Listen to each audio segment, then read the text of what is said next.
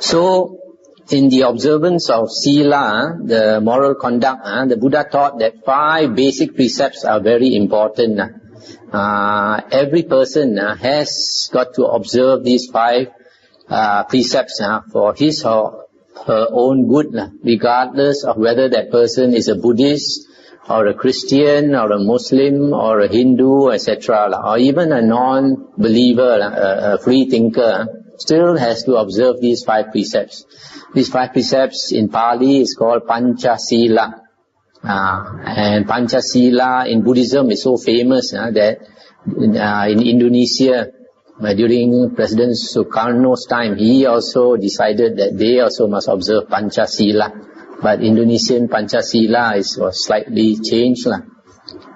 These 5 precepts, the first one is not to kill, not to purposely take the life of any living being intentionally.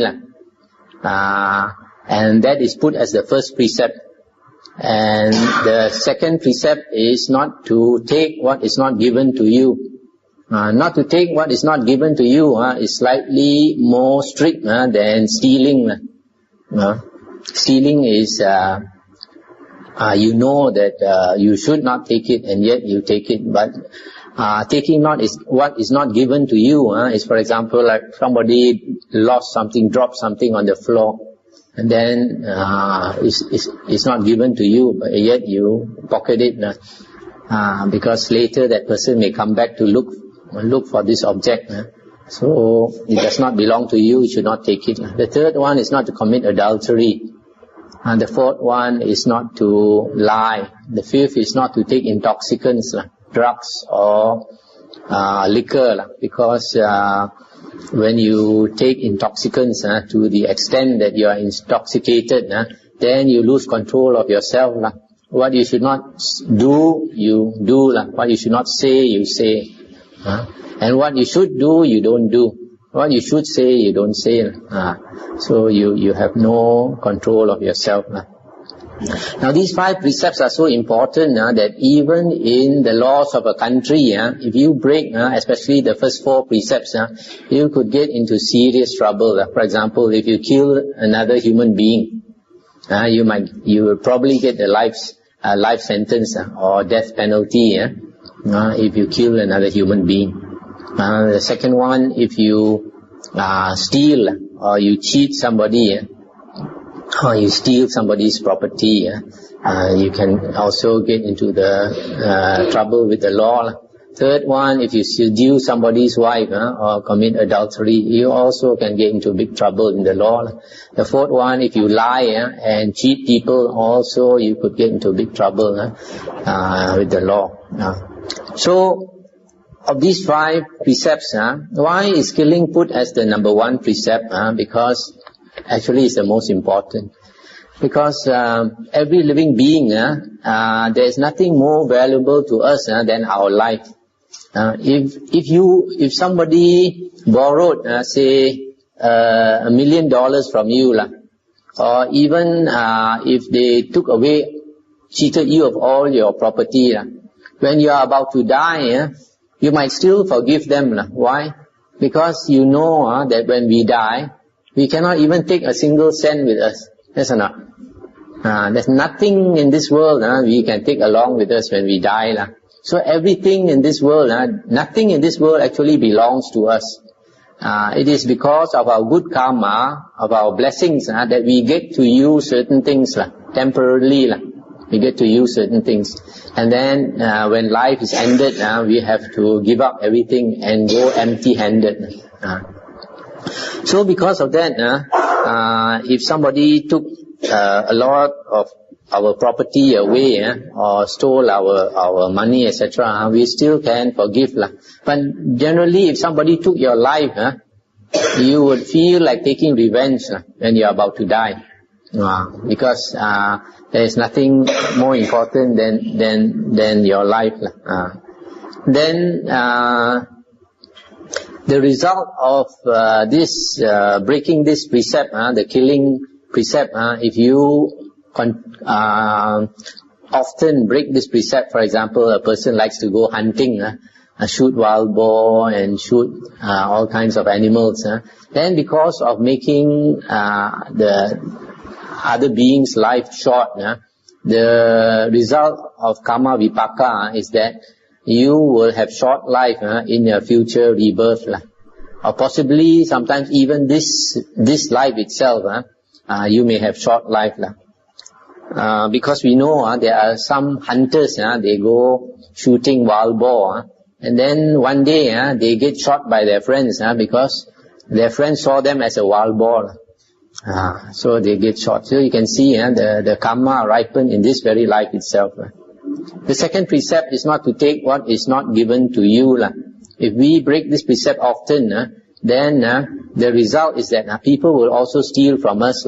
There are some people, they have a factory or they employ workers in their company or what, and then you find that the workers like to steal the things from the boss.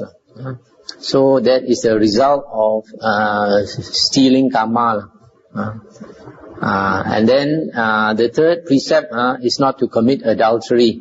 If a person commits adultery, then he breaks up another person's family, and then he causes others to hate him. And then the other result of adultery is that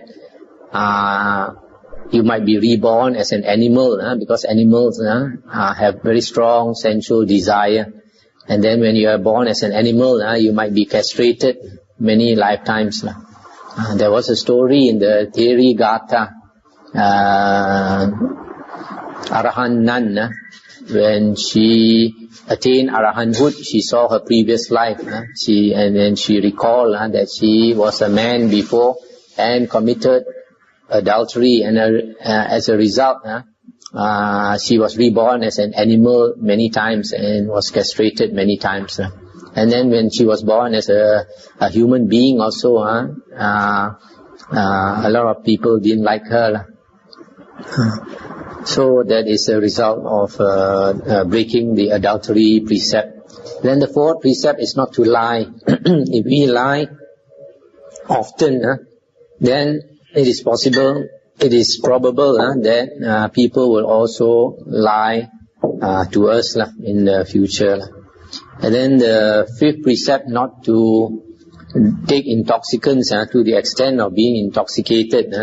If we constantly take intoxicants, then the Buddha said it is very likely that when you come back as a human being, there is something wrong with your brain. So, one thing we must understand in our Buddhist Sila, our Buddhist precepts are not like Christian commandments. Christian commandments, thou shalt not kill, thou shalt not steal, etc. They are commandments. You cannot break them at all. But in Buddhism, the Buddha said that when we recite our precepts, we recite Panatipata Veramani Sikkhapadang Samadhiyami. It means I undertake to train myself to abstain from killing. So you only undertake to train yourself. You don't promise that you will not break the precepts.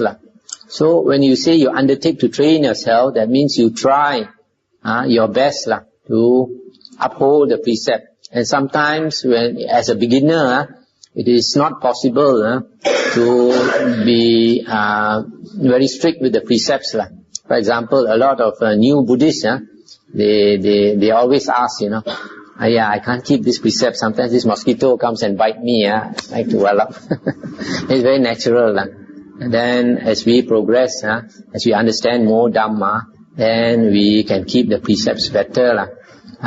So actually these precepts, it is quite impossible to keep them 100%. For example, if your house is invaded by white ants, if you don't call the rent to kill company, then your house may come down. So you have to sometimes do some killing. But the Buddha said what is not necessary, and don't harm other living beings if it's not necessary. Sometimes, like you have your own child, your own children, sometimes they are naughty, so you have to wallop them, yes or not, for their own good. So we have to use our wisdom. Now this killing precept, it is not necessary that we must be vegetarians. The Buddha was a very practical person, and he said that what is important is that we don't directly cause the killing of living beings. So the Buddha allowed that if you buy meat in the market, an animal that is already killed, or fish that is dead, so you don't directly contribute to its killing, then it's alright. Because even if every human being became vegetarian in this world, there will still be killing. Killing is something that cannot be avoided. We don't, even if we don't eat the meat of animals, they will multiply so fast that very soon they will be running all over the highways, and plus will have to engage people to kill them. Even now, the government has to get these workers to kill stray dogs without license, because if they multiply too much, then they become rabid, and they bite people. People will get sick. So, what is important? The Buddha said, if we eat meat, it must have three conditions. We do not see, we do not hear, and we do not suspect that the animal was purposely killed for us. Those people who slaughter animals, they are not actually directly killing for us. They slaughter to sell the meat. What you do with the meat is not their concern. Whether you take the meat and throw it away, or you feed it to some animal and all that. What they want is just money. So they are not actually killing directly for you. Besides the 5 precepts, the Buddha taught that lay people should keep the 8 precepts once a week, because the Buddha said life is very uncertain. We don't know when we are going to pass away. Just about a month ago, this former kapya of mine, kapya is a person who looks after the monk's accounts and who helps the monk buy things and all that. He was 49 years old in Penang, suddenly passed away because he had a weakness for good food. Whenever he came across good food, he could not control himself. So he already had a warning about 3-4 years ago. He had a stroke. But because he was a very good, decent person, he had this Kuai, somebody who did reflexology on him, and he recovered completely from his stroke. But after a few years, he went back to his old habit of eating excessively. Suddenly, one day, he just died on the bed. So we don't know when we are going to pass away. So because of that, the Buddha said that actually every one of us actually has cancer. Our body is like a cancer. When when the doctor pronounces that you have cancer, what does he say? He may say you have at the most, say you are expected to have at the most, say 2 years more to live or 5 years more to live. But he cannot tell exactly when you will die. Yes or not? And he cannot be certain also that within 5 years you will die. Maybe you might continue to live on. So, in the same way, the Buddha says every one of us has got cancer because we don't know when we are going to die. We might die within 1 year, we might die within 5 years, within 10 years. But definitely within 30 years or so, definitely most of us will be dead. So, because we don't know when we are going to die, and we might die suddenly. So the Buddha said, even lay people, you have to think of cultivating yourself at least once a week. Once a week, you should keep the 8 precepts. And what are the 8 precepts? Basically, it's the 5 precepts plus the 6th precept is not to eat normal food between noon and the next morning. Not to eat normal food, rice and all that. But if you are hungry at night, you can make a drink. So that is the 6th precept. The 7th precept basically has 2 precepts. One is not to see shows, listen to music, see television, sing songs and all that. And the other part of it is not to adorn your body, put makeup or perfume, etc. And then the 8th precept is not to sleep on high and wide beds, luxurious beds. So when you practice these 8 precepts, you are trying to be like a monk or a nun for 1 day and 1 night. So because you have this urge to renounce, the merit is very great. And the Buddha said in the suttas that if lay people keep the 8 precepts constantly, the chances of being reborn in heaven are very great. And when you are reborn in heaven, you enjoy life in terms of millions of years. So it is worth the trouble to at least once a week keep the 8 precepts. If you can't keep it in the Buddhist society or in the monastery, at least try to keep it at home.